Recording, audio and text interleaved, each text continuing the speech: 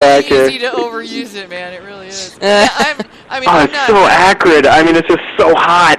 you have to use it sparingly. I've learned that. It's in that digestive wine. That's one of the ingredients in it, but they don't use very much, But yeah, I mean, I'm not an herbalist by any stretch of the imagination. I'm an amateur. I dabble, so I make my own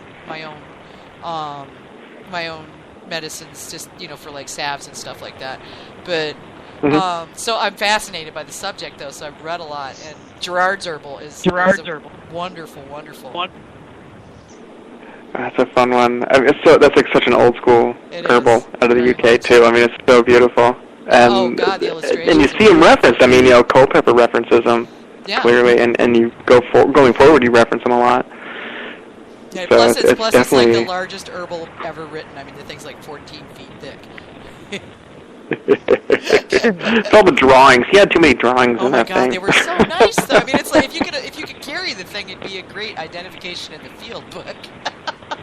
But bringing it back onto Mead, because we could do this all night long. I'm game. I mean, really. Yeah.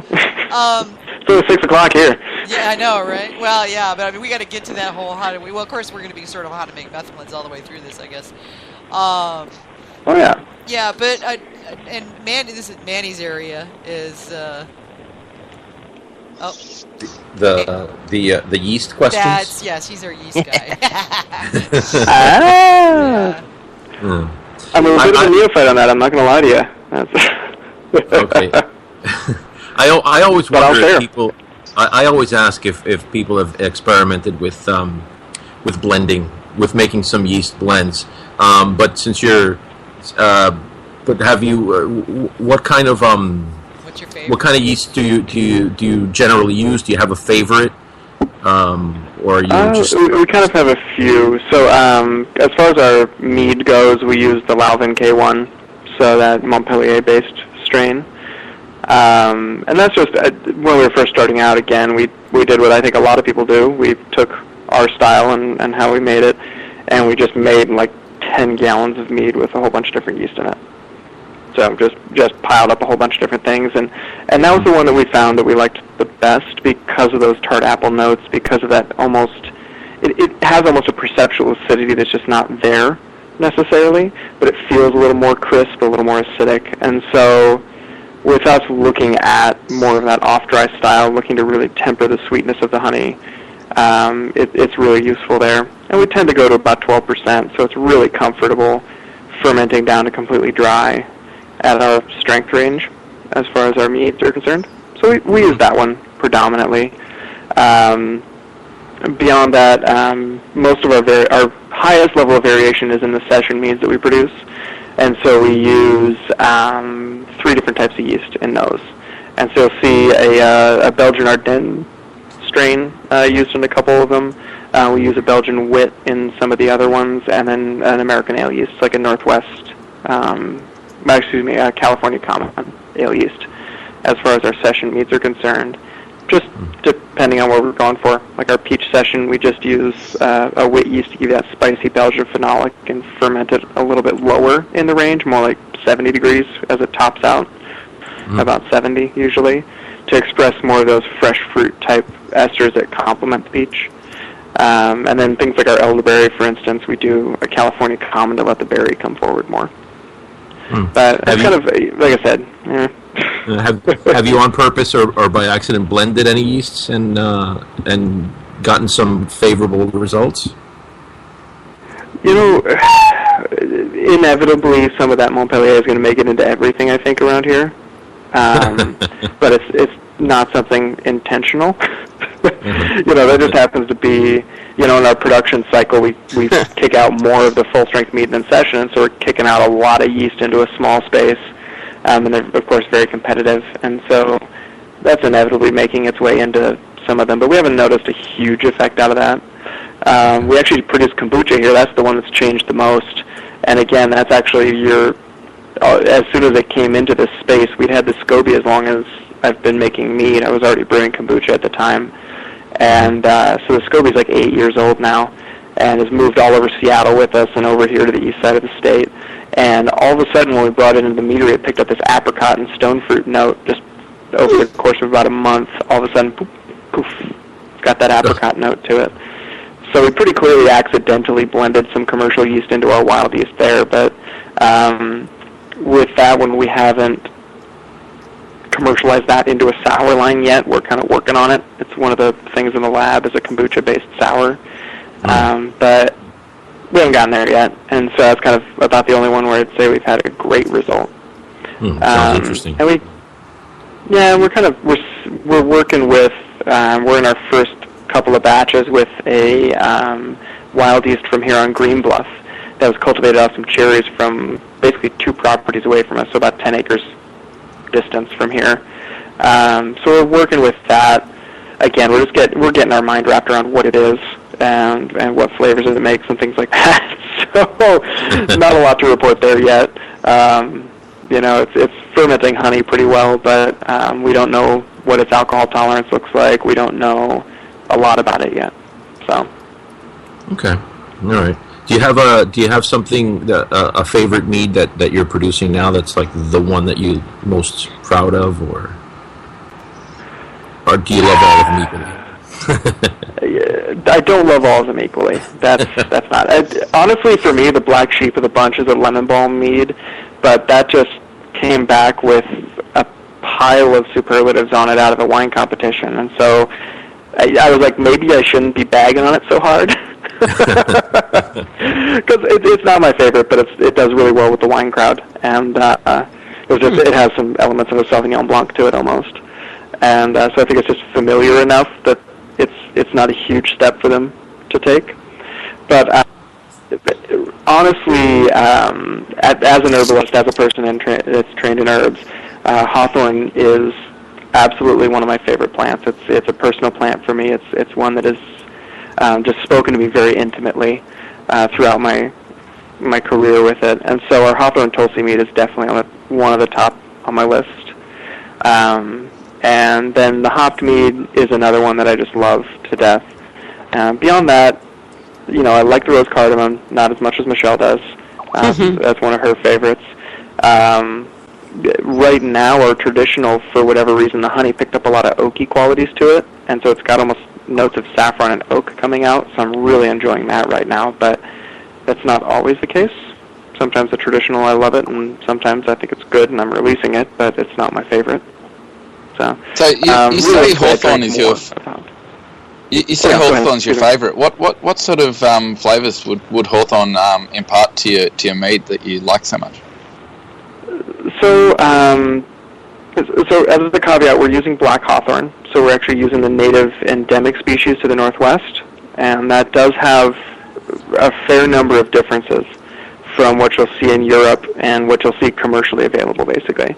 So if you're buying from, say, Star West Herbs down in California, or buying from an herbal wholesaler, you're likely to get the European species, and that's going to give you a little bit of bitterness.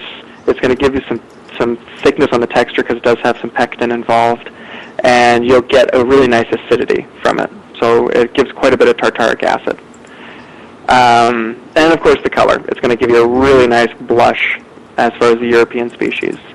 The black hawthorn, and why I take the trouble to actually personally go out and harvest it and get scratched up and curse and all that stuff, get little infections where the thorns bite into my joints and my fingers and stuff, is that you pick up some berry qualities, like almost raspberry notes. You pick up some really interesting banana-type notes, and then like a cidery quality as you move into the middle of the palate, which then finishes with that thicker texture and that nice acidity to it.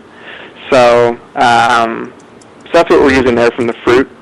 And we layer that with Tulsi, which is holy basil. And so it's got all the notes that you think of in the classic basil, that earthy skunkiness, that beautiful spicy quality to it. But then it layers clove, eugenol, clove essential oil over the top of all that, so you get this really warming, spicy characteristic to it as well. So it's just this, it's a lot going on, but the sweetness of the clove helps to pull some sweetness you wouldn't see otherwise because it is so dry. and especially with that acidity, helps to balance the palate a little bit and give it more complexity. But yeah, like I said, I mean, for me, it's about the hawthorn. I mean, the Tulsi's only there to complement the hawthorn. The hawthorn's really the baseline. And part of that is just the history nerd, of course. I mean, coming out of the Jaihu area, using hawthorn from what we can tell in that area to almost 10,000 years ago, and bringing that into the modern palate. Came out well really with cool. Our native. Yeah, I love how you're bringing ancient flavors into, like you say, into the modern palate, because that was something that I found fascinating. Again, when I've been involved in living history for a long time, and finding out that things that, like I mentioned earlier, that just you would not think go together actually do, and rediscover that is so cool. To really, to go, wow, I just never thought these two things would go together. I have to ask: Is there a particular herb or herbs that are kind of your favorites that you like tend to gravitate towards? Apart from hawthorn. Apart from hawthorn, yeah. Apart from that one. which is obviously something that's right up there for you. But yeah. I keep coming back to yarrow. That's one that I keep coming back to. Yarrow, that's interesting. Challenging to work with in a lot of ways. Legally now, now most of it's actually the legal stuff with the thujun content and the essential oil in some yarrow species, but not others. It's a pretty complex plant, but it's also got a very aggressive and persistent bitterness to it, and it imparts, when you use just enough, it gives you almost a sour quality to the finished product as well. So very interesting, but part of why I love it, it's one of those ones that you see cropping up on lists of herbalists for, if I only had 10 plants, here's the one I want, right? Here's the group I want. Yarrow crops up on 9 out of 10 lists by professional herbalists in that case. So if you're severely restricted, that's one of your most medicinal plants. In a lot of like, salves and things like that. And it was on all the lists. I've got a stack of herbal books that is probably like half as tall as I am that I've read through, and it's everywhere. It's just Matthew Wood loves it. You've got European herbalists love it, and part of it is that you find it anywhere in the northern hemisphere. Anywhere you are, you'll find some, and so it's incredibly useful that way. But the flavor is it's really fun. It does seem to potentiate the effects of alcohol-based intoxication, which is awesome. But then if you overdo it, it kind of punishes you a little bit too. It's got that nature about it, which I do appreciate. So those hops are a huge one as far as beverage applications. I use them a lot in our sessions. I use them, of course, in our hopped mead. And then there's, we just kind of have about 120 herbs in jars here that we play with. So I come to juniper somewhat frequently. We'll say it that way. We haven't really released anything yet. I come back to cardamom a lot. I love cardamom. I love the rose family as a whole. So basically anything from cherries and apples all the way through to rose hips. I love all those in mead. All of them are great in mead. You mentioned rose and cardamom earlier, and was that rose hips or was that rose petals? Because I've worked with both. It's rose petals in this case. Yeah. I love a good rotomel, man, and they are hard to make. Not a lot of people do them professionally. Yeah, it's we'll see. Eventually, we'll get some hips going around here. I'm still, again, it's one of those things that I keep returning to, and I just haven't gotten yet. Yeah. But rose petals are generally pretty easy to work with. We've seen they kind of seem to like a lower pH honey, so a more acidic honey. We've seen some over-extraction of the tannins and really bitter, grippy qualities in higher pH honeys, which we do see pretty often in this area because of the influence of the pine trees and all the conifers out here. But that's one of those lighter, like the alfalfa, for instance, nice low pH, nice extraction on the rose petals. You get a great, clean floral note, almost a citrusiness from them. So it's one that's suited to lighter wines, which is nice. And like I said, we went very classic. That's 100% classic Persian with rose and cardamom. Yes, it is. That's nothing new. Yeah, I did a nothing new at all.